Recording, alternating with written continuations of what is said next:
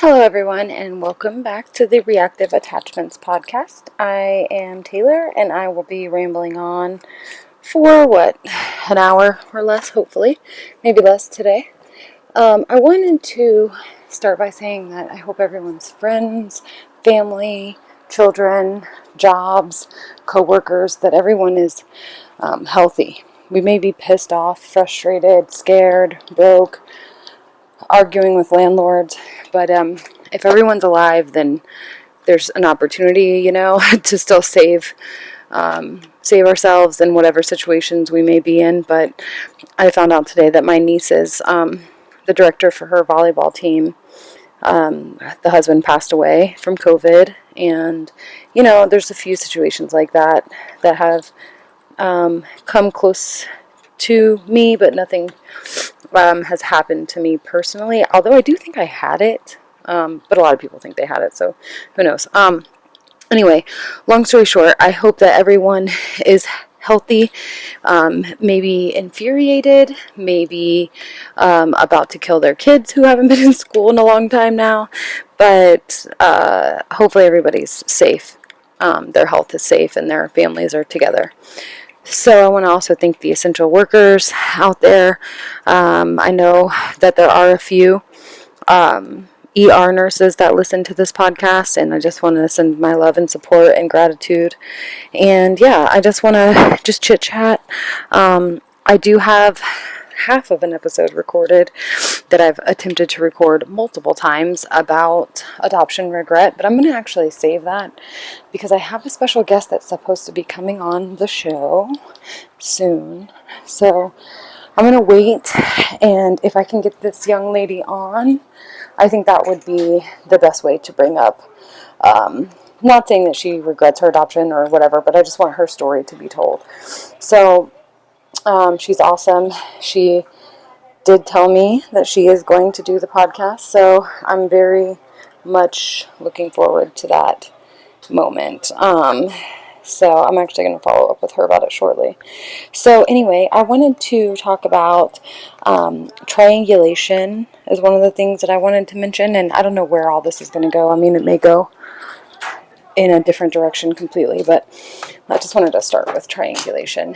And I'm going to read that definition to you guys. We've all been triangulated, manipulated by attachment disorder children. Let's see. All right, so emotional triangulation is a strategy that emotionally unstable people can use to manipulate a situation. It can become a chronic process for individuals who are inclined to be manipulative in order to get their way or to pit people against each other. What is triangulation in a family? This occurs when an outside person intervenes or is drawn into a conflict or stressful relationship in an attempt to ease tension or facilitate communication. This situation is often seen in family therapy.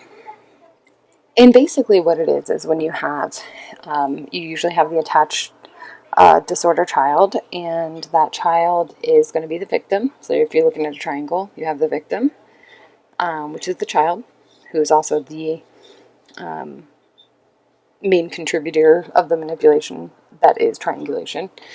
They are going to be the victim. You are going to be the villain. And then there's going to be a savior. And that's going to be the person from church, the teacher, the caseworker, the neighbor, the whoever, the bio parents, the grandparents, whoever is being played in that role. But there's almost always a person that is being triangulated into your life, in my experience. So we see the constant triangulation, and we see it playing out over time with lots of different people. So, for example, we will have it in interfamily triangulation. So, like, there will be times where maybe dad's been manipulated to believe that you have been extremely and unfairly difficult and tough on the child, and that you're being mean, that you're being too hard, you're not being realistic, you're not being fair, all the way up to lies and accusations about physical, sexual, emotional abuse, even within the family. So we have to be always aware of who's narrating the story. Parent splitting is something that even in a regular blended family should never be allowed, in my opinion. It wasn't allowed when I was growing up, so I benefited from that. My stepdad and my mom came as a united front. If they disagreed, they did it privately, but they stood together in my presence, you know? Triangulation goes hand in hand with that, with the feeling that often, most of the time, it's going to be the maternal figure.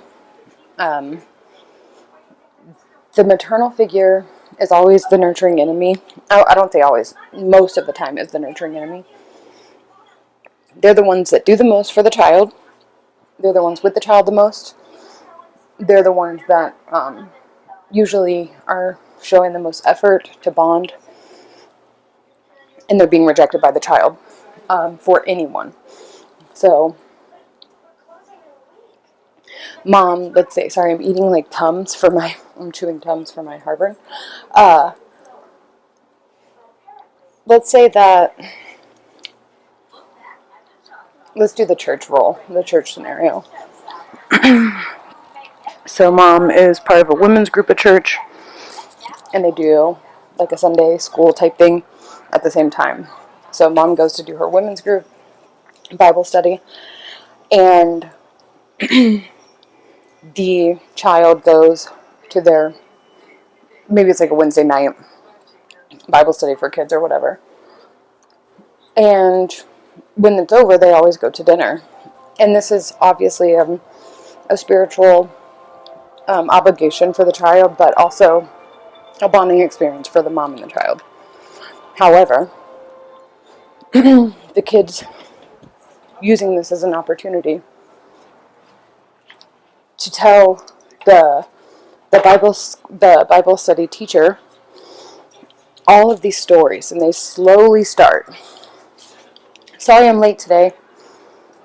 My mom was yelling at me in the car, and because I forgot my book bag, and so I don't have my work, and I'm really sorry. I told her I didn't want to be late, and I didn't want to get in trouble, and I didn't want you to be mad. I didn't want to miss anything, and she just kept yelling, and I'm so sorry. And okay, so it's like this whole worked up emotional ruse, and the Bible study teacher like, it's cool, it's fine, it's no big deal. I'm sorry that happened. It's okay. No, don't worry. But you didn't miss anything. No worries. So she's shown her vulnerability and her softness. Next week comes, and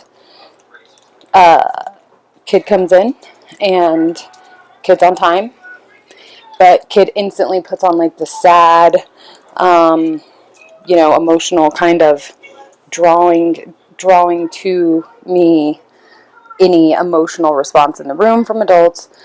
Sits up front, doesn't sit with his friends, whatever, or her friends. And as the Bible study starts, the kid gets up, goes to the bathroom, comes back crying. It's like, okay.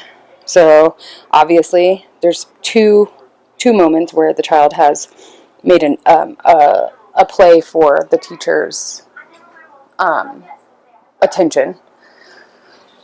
So after class is over and everybody's filing out, she pulls the child to the side and she said, hey, I noticed you look sad today. Are you okay? Like, are you still in trouble? Whatever, just a normal show of interest.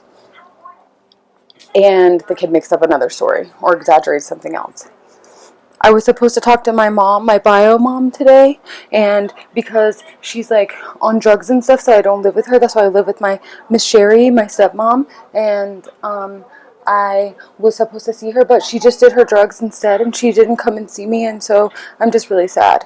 Now, that could be true or not true, but is it appropriate to tell? It depends. So, next week comes. Now the kid is safe, feeling safe. There's more story to tell. This woman now knows that this child lives with Miss Sherry, the adoptive parent, and that his bio parent's on drugs. And ultimately, he or she, gender doesn't matter, just whatever. He or she has now been thinking all week how to play this. They've determined, okay, this is a person that's soft. There is an opportunity. What do I do? How do I play this to my advantage? So, kid comes into class on time. Everything's normal. Teacher smiles. Hey, hi, child. How are you? Blah, blah, blah. Actually, I was wondering if you could step outside in the hallway and talk to me really quick because I just had a really upsetting day. Blah, blah, blah. Whatever. And then really starts the shit show of manipulation. And let's say the child's objective is to go live with bio mom or grandparents or something. So now he or she is gonna give the whole story of his very sad life and all of the disadvantages that come along with that. If it's an older child, and I've seen this many times, that's in it for the long game, they're going to tell all the sad stories about his life, painting the person that he wants to live with, he or she wants to live with, in a positive light, intermittently in the story. So, my mom's on drugs, blah, blah, blah, blah, blah, this and that. My grandma, has done everything, and she just really tried really hard to get my mom to do right, and my mom just couldn't, whatever. And then my grandma, like, she bought all my school clothes, she did this, she did that. Depends on the scenario, obviously. But so it's going to start kind of highlighting this other person, bringing in another either objective or human or opportunity or whatever it is. And then from there, the next conversation, or possibly the same conversation, is going to be about why Miss Sherry, your adoptive mom, is the biggest bitch, the worst mom ever, the meanest lady on the planet, the most abusive.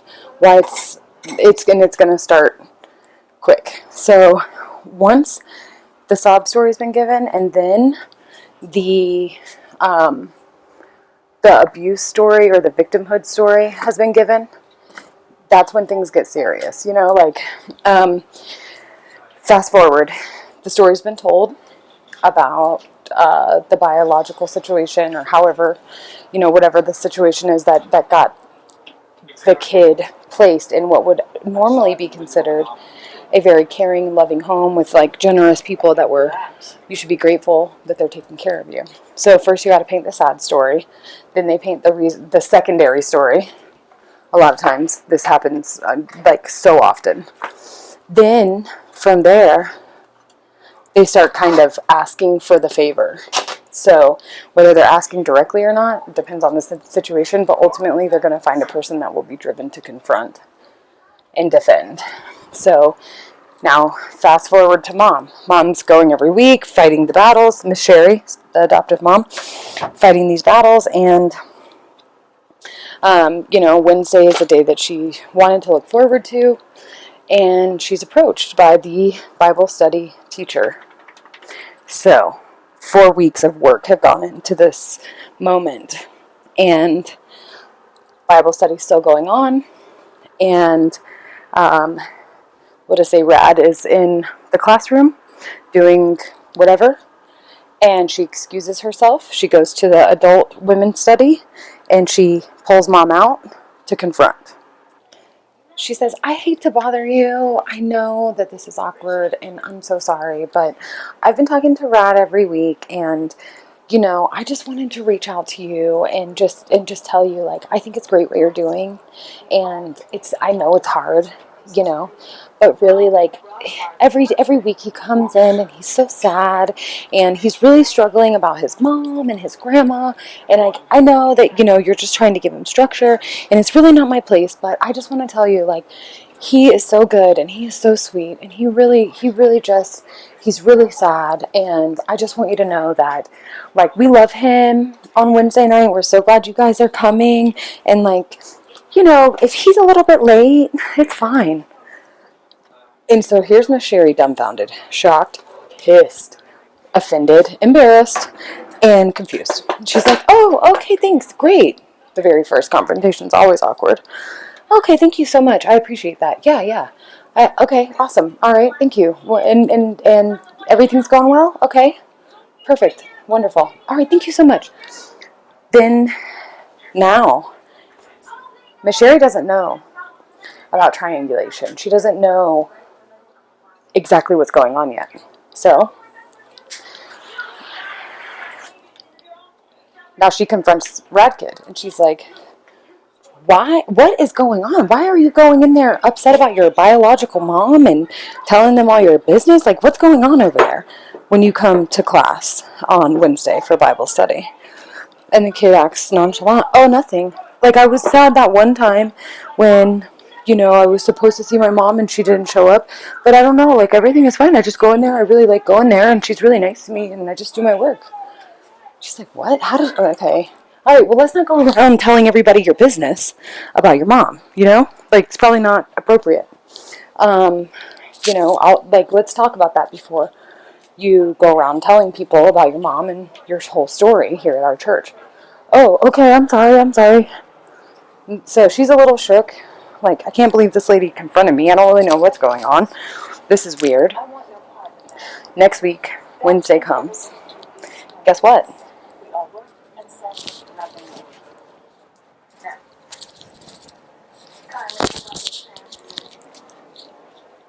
Next week comes, and we have a little game to play. So, hey, my mom was like really mad that you said something to her, and I got yelled at the whole way home. And I'm sorry, like, I didn't want you to go tell my mom anything. Like, I knew I would get in trouble. I shouldn't have said anything to you about my biological mom, because Miss Sherry, she's like, she doesn't like to talk. She doesn't like when I talk about my mom. All right, so now we have a victim who is 100% playing the game. We now have a rescuer. We have an objective somewhere, which I'm not going to pick one. It could be anything. We have the nurturing enemy, who is now the villain. And thus it begins. So that is triangulation. And ultimately, I've personally been in the situation where this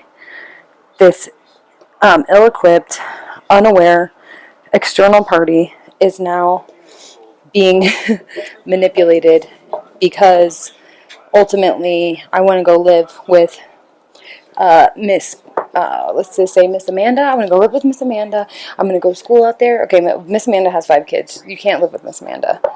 Well, she's a friend of the family, and she said that she wants me to do dance and sing and blah, blah, blah, blah, blah. And she said I can live there, and I can go to school, and she'll blah, blah, blah, do all this stuff. Like, okay, but it's not going to happen. Well, she manipulates her dad and whoever else to go out there and stay for a couple days during the summer, and nobody realizes that the nephew, this woman's nephew, and my kid are hooking up. And she has now thrown her dad, who she's always defending, right? Like, her dad is her hero. She will lie, cheat, steal, and whatever for him, until she wanted to go and live with her boyfriend, basically.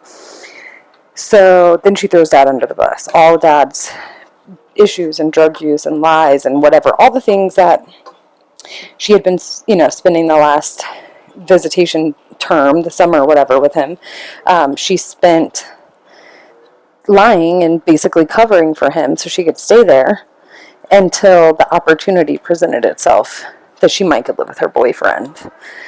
And she was willing to, do whatever to make that happen. So now dad's truths are out in the street, all his business is out to everyone, and she's crying, and she's devastated about it, and she can't live with any of the rest of the people in her actual family, myself or her aunt. She doesn't want to live with any of us now, because we all have too much on our plate. And my mom had just passed, and her aunt, her dad's sister, has 4 kids, and they just have so much going on.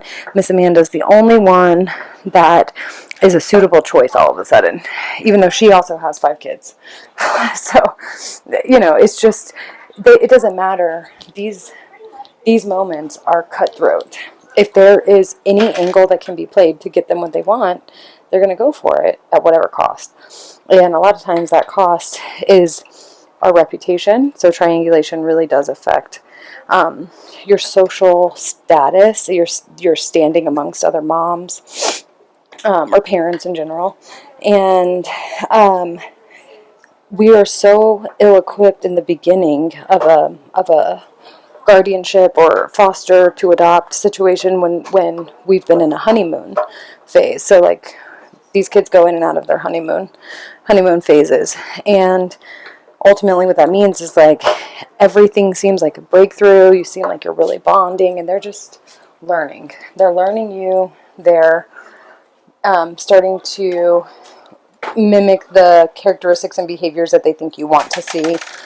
They're trying to see where the boundaries are during this time.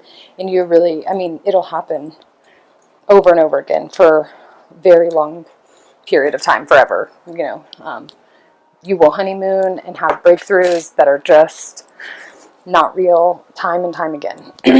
So a lot of times the triangulation comes in more dangerous situations. And I mean dangerous as in like the stakes are higher. So, you have biological children at the house, and this triangulation is occurring with the BCF worker, or the caseworker, or the guardian ad litem, or somebody like that.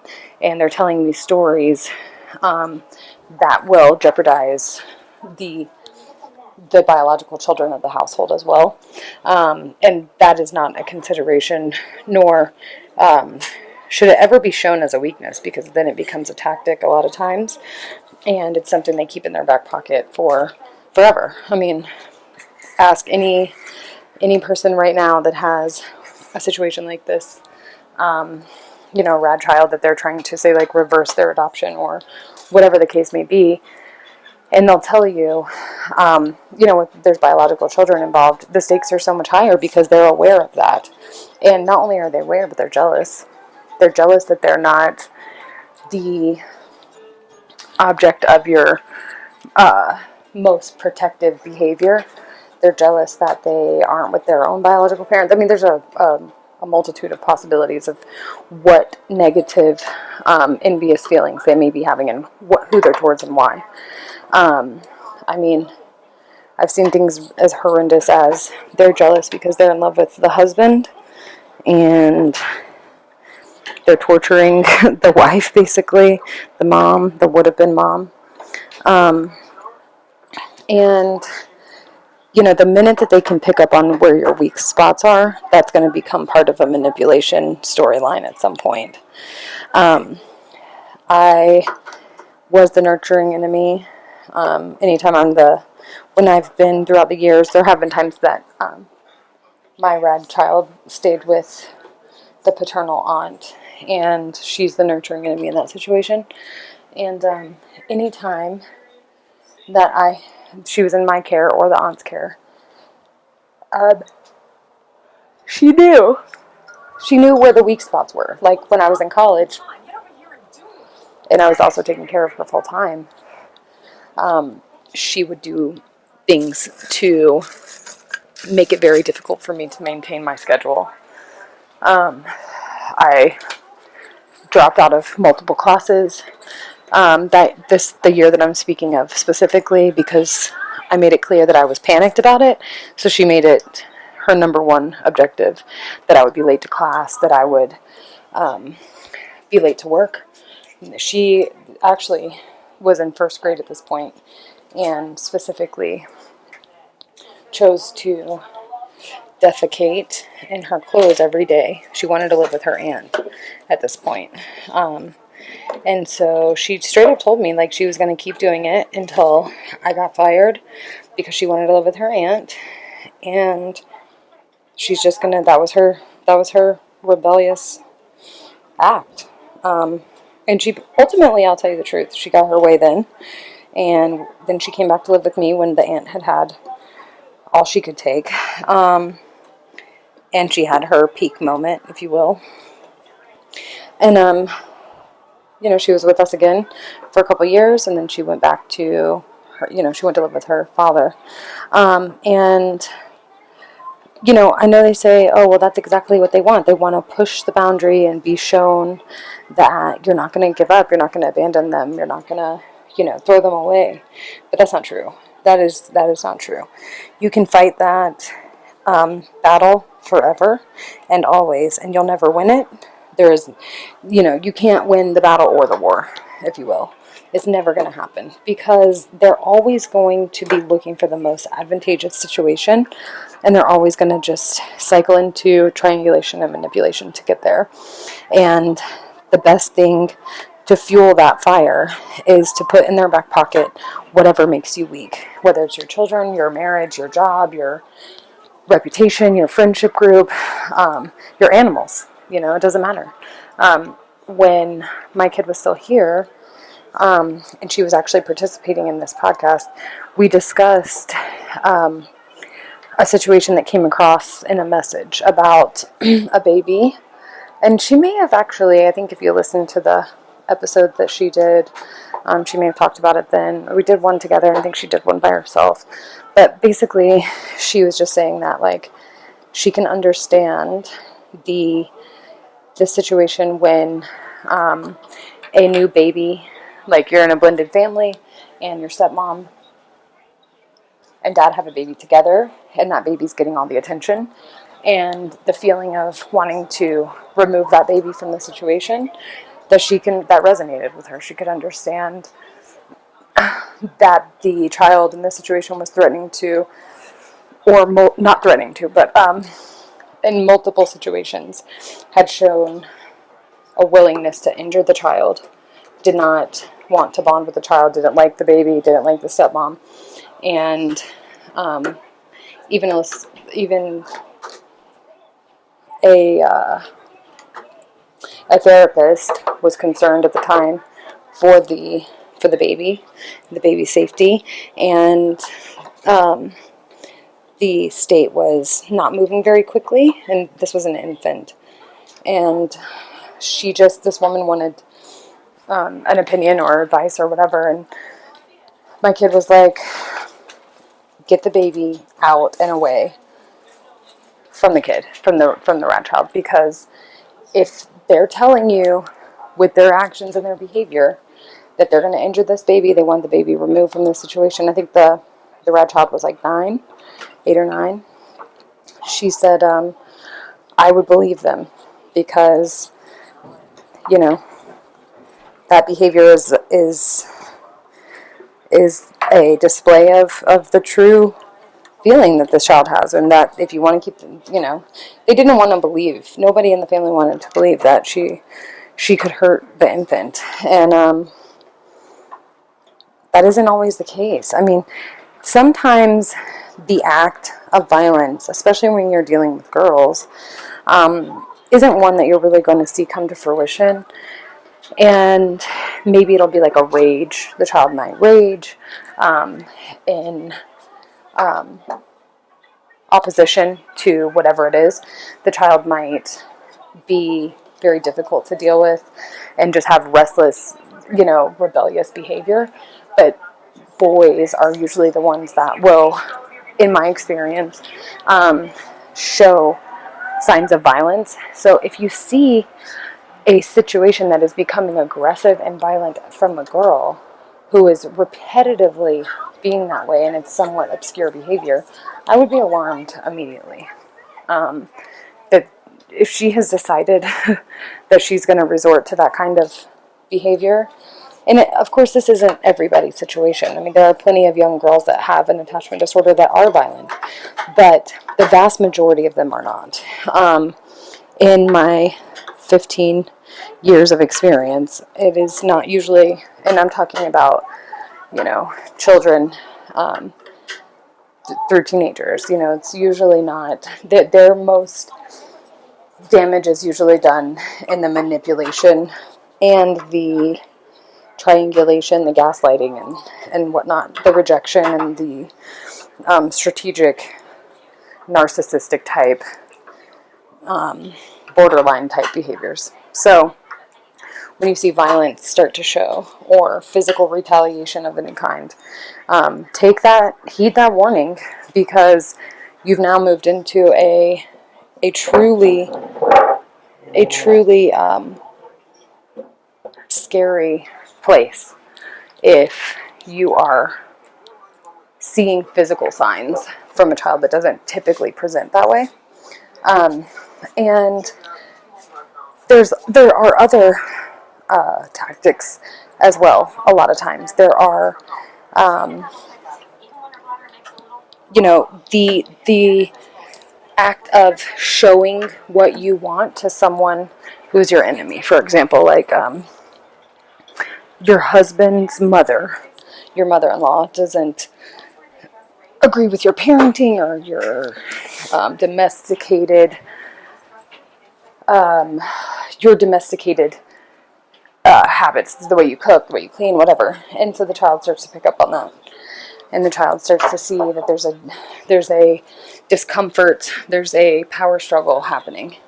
And the minute that child sees it is the minute that it becomes a game piece, if you will. So she's going to start asking for, when's Nanny coming over? I miss my nanny. I wish Nanny would come over. And it's going to just enrage you. Even if you don't show that you're mad, you're going to feel, you're going to even be shocked maybe at how you feel. You're going to feel instantly the feelings she wants you to feel. Discontent, offended, hurt, angry, annoyed. It's going to push your buttons to the point of maybe you lash out and say something you shouldn't say. I've been a victim of that myself when we were going through the power struggle with that. Her wanting to live with her aunt, for example. And I made some comments. I get to a point where I was probably making comments regularly. Unfortunately, I was very much frustrated and I was immature and I made adult, remarks to a child who wanted me to do exactly that, and then she repeated it. And these are very, out of anger and hurt myself that I said these things. So they're not things that I even meant, whether they were true or not. They were just hurtful. And what better way to keep that separation and that animosity going than my very petty personal attack of, that I would never say to her myself, of course. And I'll actually just go ahead and say what it is. And it was,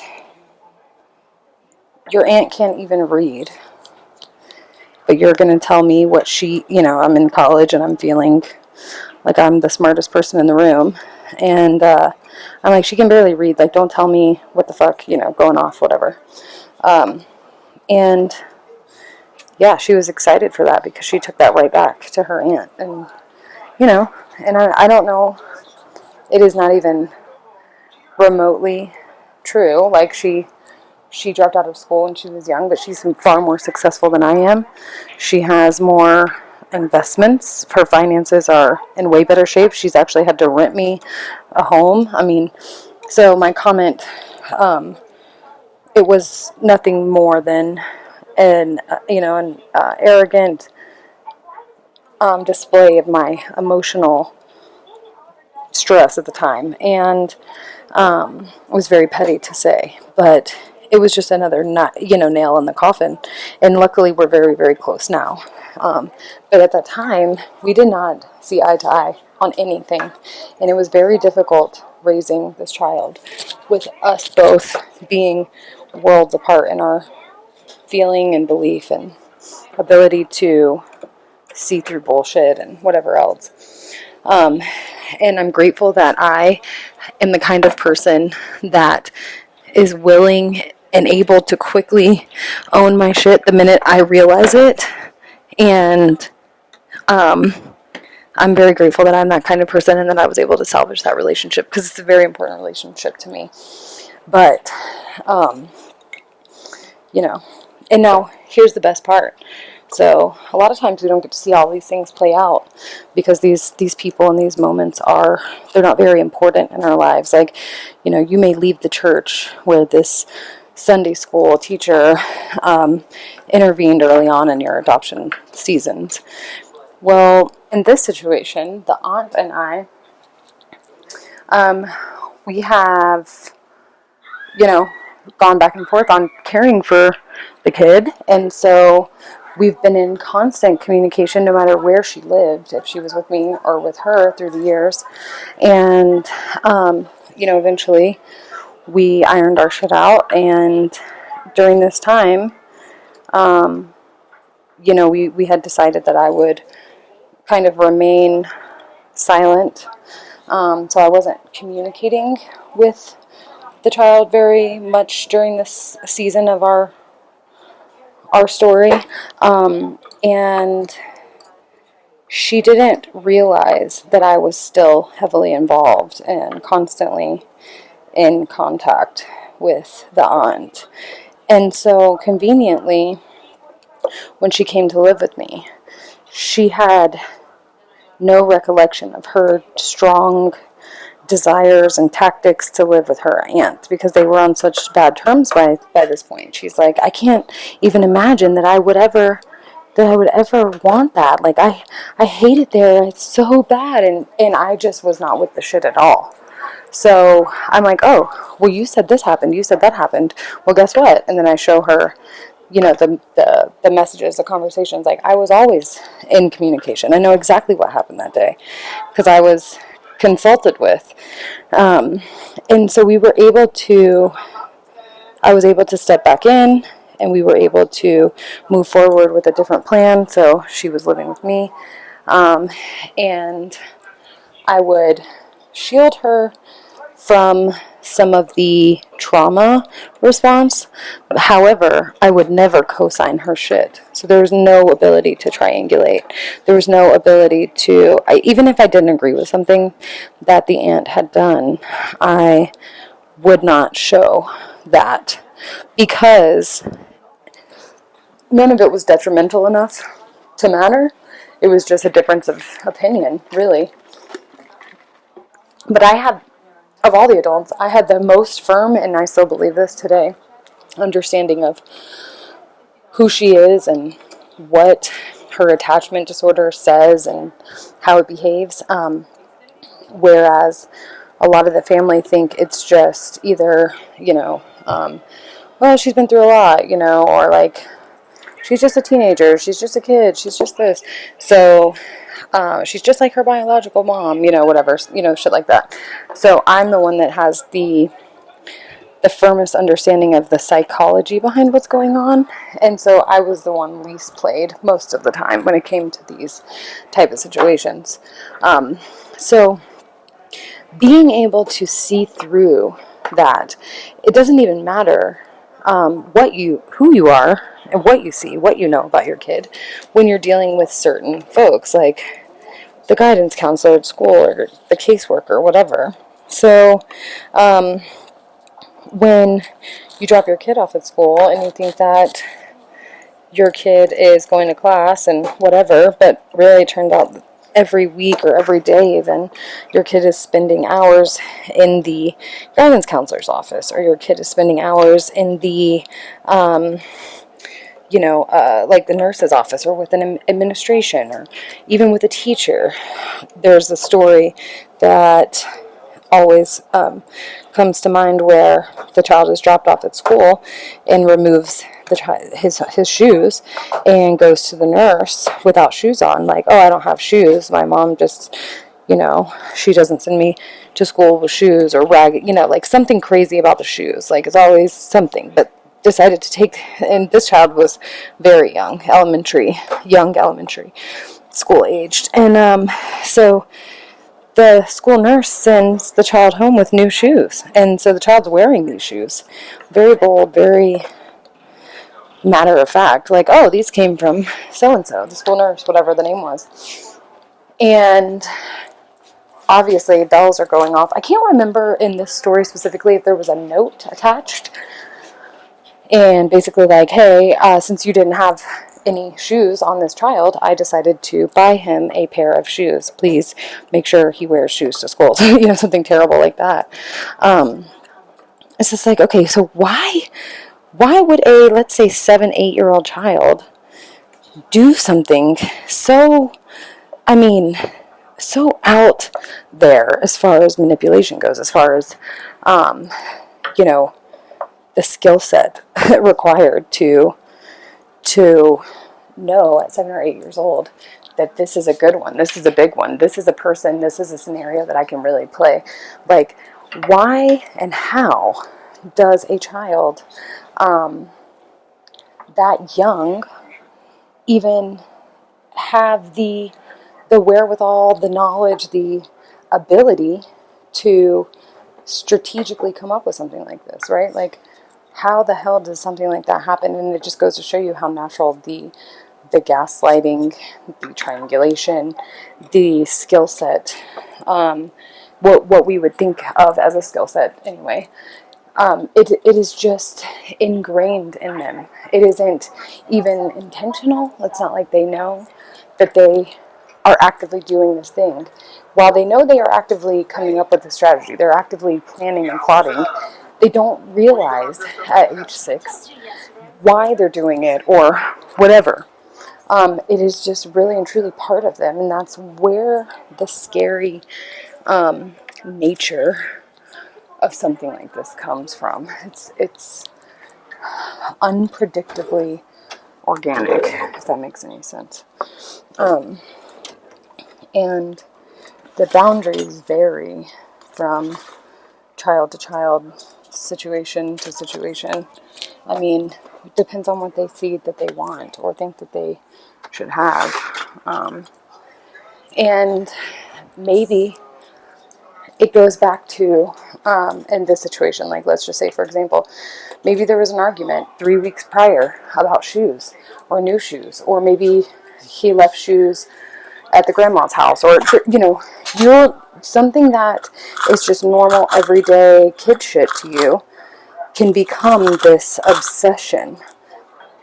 And the object becomes malicious. So there's these malicious, obsessive, driving thoughts to square up or knock you down a peg or to even the playing field, if you will. And that isn't something that you expect from a 6-year-old, right? So like the first time you may feel, or it may be very alarming to you, and you may take on the feeling of, how did we end up here? Like, I must have done something wrong.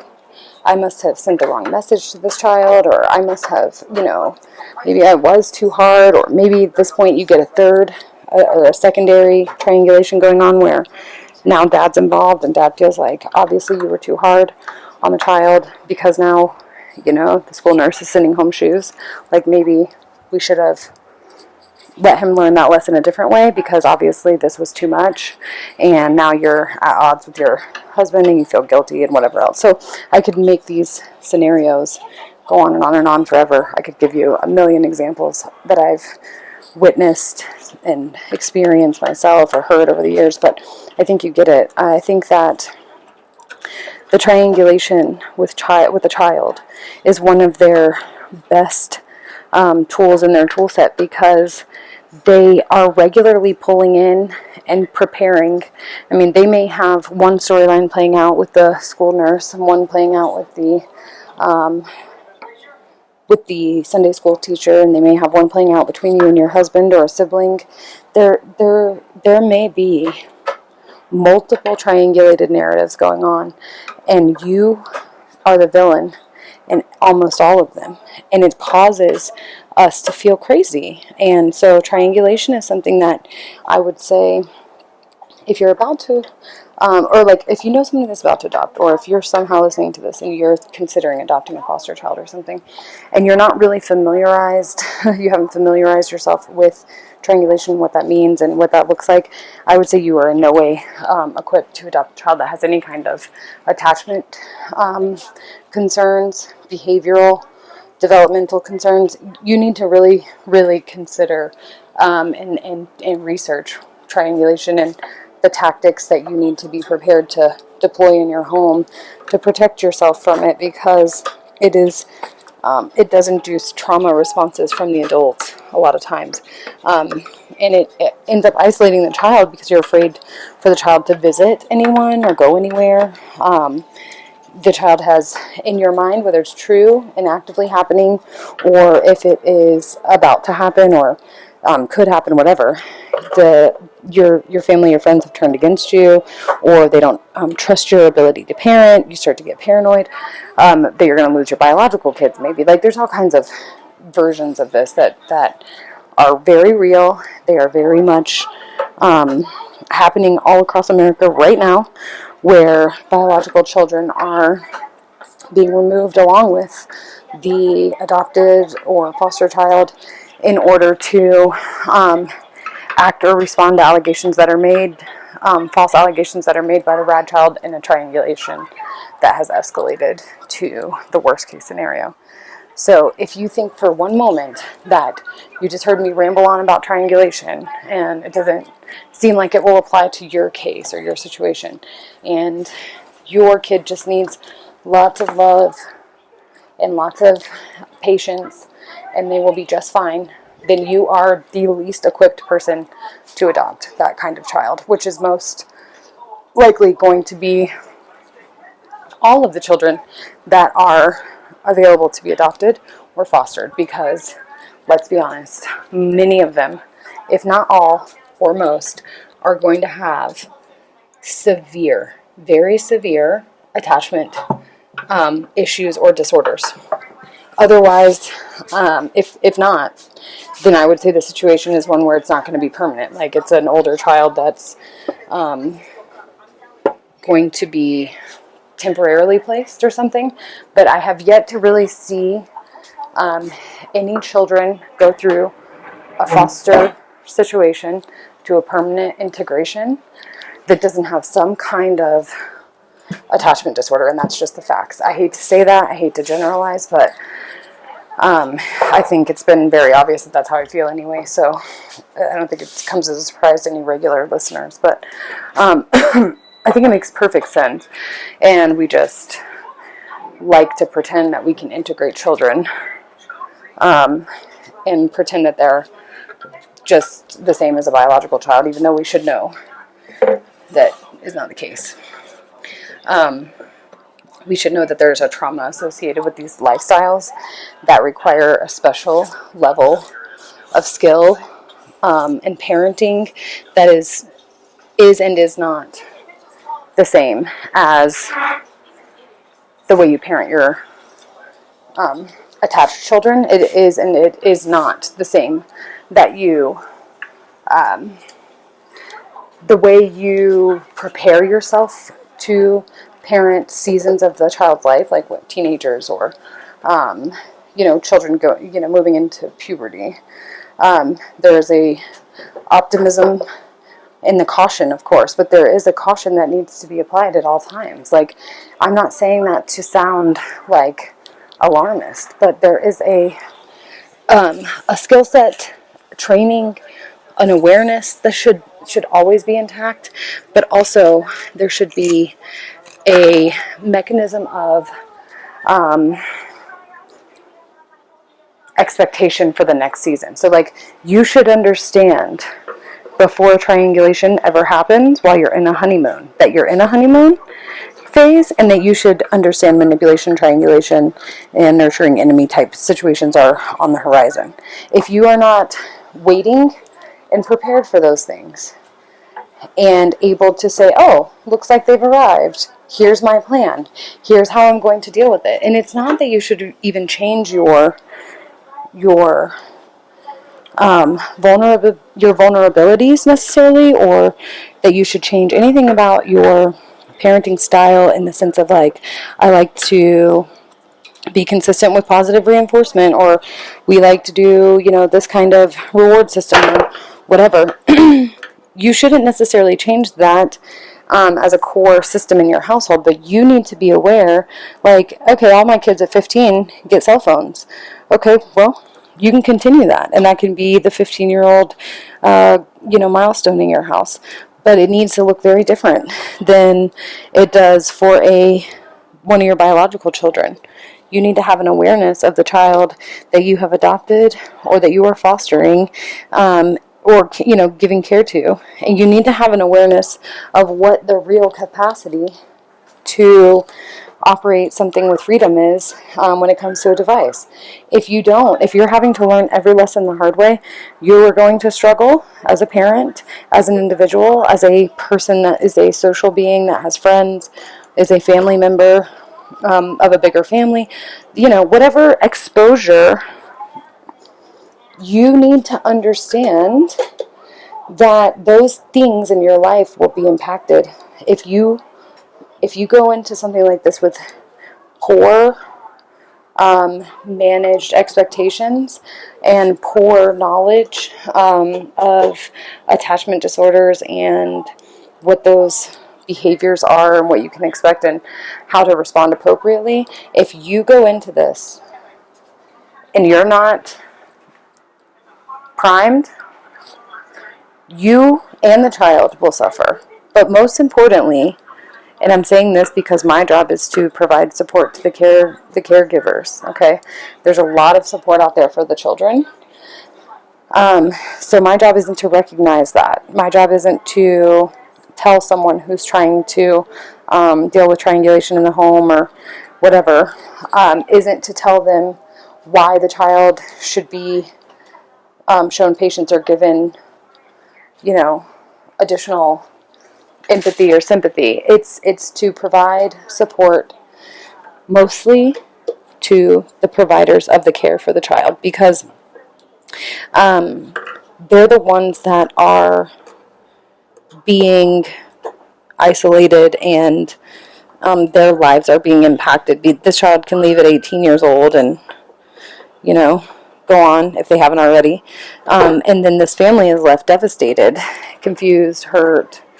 The trauma response has caused layers of pain and confusion in the household. And those layers can go so incredibly deep that I've seen them end in suicide. So my job is to tell you this.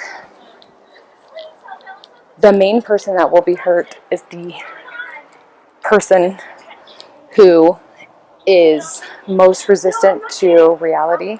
It isn't the child. The child isn't going to be damaged or injured by your awareness and clarity and consistency and lack of showing of signs of compassion, just being straight up and blunt and saying no when you really want to say yes. And all sweet children would get a yes in those situations. You're allowed to say no and take a step back and decide how to play it out as a parent. You're allowed to do that. You have the right to do that. And it is beneficial to the child. I'll just tell you like this. My kid has her fight or flight response. It isn't fight or flight, it's freeze actually. So when she gets in trouble and I'm really serious, she just doesn't say anything at all, because what she would normally say is usually like trying to lie and defend and talk back or whatever. So when I'm really not messing around and she knows it, she freezes. She does not physically flinch or move or show any sign of, she's just still and quiet. And I've recently discovered that she's been very disrespectful to her new will-be stepmom. She's a younger woman. She's younger than myself, but she has 3 little boys. And she and my kid are having a power struggle. And so when I was trying to talk to her about it, and I asked her, like, okay, she's like, I'm really having a hard time with my respect issues. I'm being very disrespectful. Okay. Well, let's talk about what respect means. Who do you respect? She's like, okay, I respect you. Well, that's to be expected because she's talking to me, but she actually does respect me in the sense of general. She disobeys me, breaks my rules, of course, but she does show obedience and respect to me as an overview, right? So I said, okay, so you respect me? And of course she's going to say that because I'm the person she's talking to. So I'm like, all right, let's talk about that. What does respect feel like to you when you do feel that you respect someone? How does a person get your respect in your mind? She said, well, I don't know. I mean, you're just the kind of person that demands respect anyway. Like, people have to respect you. So I let her say that. And then we talked about intention. And we talked about power struggle. And we talked about these things in a more mature way where, she explained to me that your willingness to engage and argue with her, which I learned from a long time ago from my own mom, it's really important, because the fact that they're having these debates and arguments and going back and forth, it has led to a point where when there is a moment where she should be respectful, like she was caught with a secret phone there, and she explained the story to me that she tried to, not that she was physically fighting, but she was physical in her effort to maintain control of the phone. And so she tried to snatch it back, or she tried to hide it, or do something that she definitely would not have done in my house, because she just knows not to do that. And we talked about it. So, now that she's able to communicate more clearly, and of course, like with everything, I know that there's an opportunity for triangulation even here in this conversation with her. But ultimately, I believe what she's saying, because I did raise her a specific way, and she never had an opportunity to power play with me. So, if you're arguing about schoolwork and the kid is on YouTube or something that they're not supposed to be, or they're not supposed to do until they're finished with their chores, and you start arguing with them instead of taking the computer, physically shutting it, and just being very matter of fact about what the plan is. And I'm not telling anyone how to raise their child. I'm simply advising based on the type of person you're dealing with, as a person that's waiting to seize an opportunity of weakness, or of a power gain. So if you give opportunities for power gains, you are losing every time. And so, hearing that out of her mouth, it's definitely insightful, and it's validating, because we're seeing it play out in a different way now. And of course, I don't want that for her. I want her to be respectful and do the right thing. So I'm not encouraging her bad behavior, but I try to figure out and have her check into an awareness, so that she can at least manage herself in a way that's acceptable in times like this, until she can really until she can manage the relationship correctly. So, I have essentially been talking for an hour, rambling about something that's probably not even very useful, but I'm going to go ahead and post it, because we'll just see what happens, So there you go, triangulation. Me rambling for an hour about a topic that I believe everybody should know how to manage themselves within their dynamic, and they need to know very much what the consequences are. So I want to hear your feedback. Don't forget to like us, subscribe, share, all of that. I have a YouTube channel now. It's at Reactive Attachments, just like it is on Instagram, Facebook, and anywhere else. So send us a voice message on Anchor, or a message on Facebook, Instagram, Gmail, at Reactive Attachments. All right, you guys. I'll talk to you soon, and I love you all very much. Have a good one, and keep the social distancing, the face masks, and all the other precautions, so that you're all still here next time I post an episode in 100 years.